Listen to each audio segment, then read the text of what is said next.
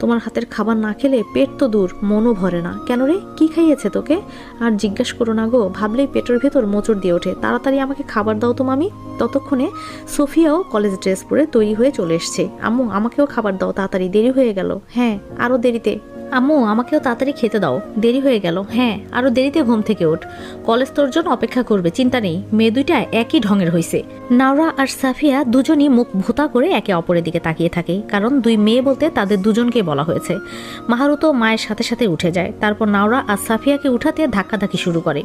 তবে নাওরা তো জন্মগত ঘাউরা, তাকে ডাকতে ডাকতে মাহারু নিজেও অতিষ্ঠ হয়ে যায়। তবুও নাওরা তেরামি করে ওঠে না। নাওরার কথা হলো এত ডাকাডাকির কি আছে, তার সময় হলো তো উঠবেই।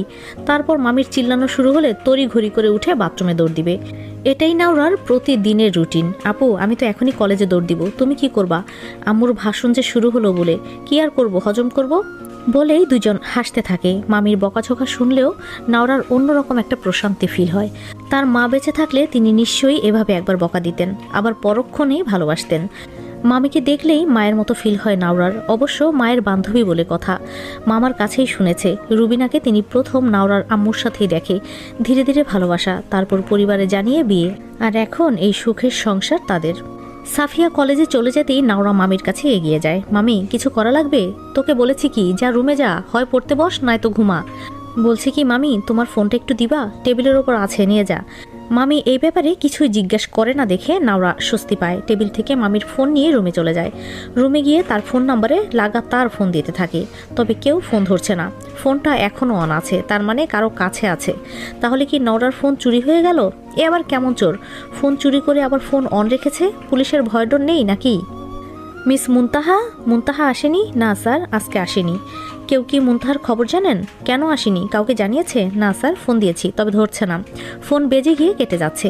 মুনতাহার আজকে প্রেজেন্টেশন দেওয়ার কথা ছিল, এভাবে ক্লাস করবে না, তারপর স্যারদের পিছনে পিছনে দৌড়াবে শুধু। এভাবে পড়াশোনা হয় নাকি? ক্লাসরুমে সবার মাঝ থেকে একটা মেয়ে উঠে দাঁড়িয়ে বলে, আসলে স্যার নওরা গতকালকে আমাকে বলেছিল সে এই টপিকটা বুঝতে পারেনি, আপনার কাছ থেকে বুঝে নেবে বলেছিল, হয়তো প্রেজেন্টেশন তৈরি করতে পারেনি, তাই ভয়ে আর আসেনি। আমি যখন ক্লাসে জিজ্ঞাসা করেছিলাম এই বিষয়ে কোনো সমস্যা আছে কিনা কারো, তখন বলনি কেন? এবার রূপার মুখ অফ হয়ে গেল, সে কি বলবে এখন? নাওরা তো তখন তার সাথে গল্প করতে ব্যস্ত ছিল, ক্লাসের দিকে একদমই মনোযোগ দেয়নি।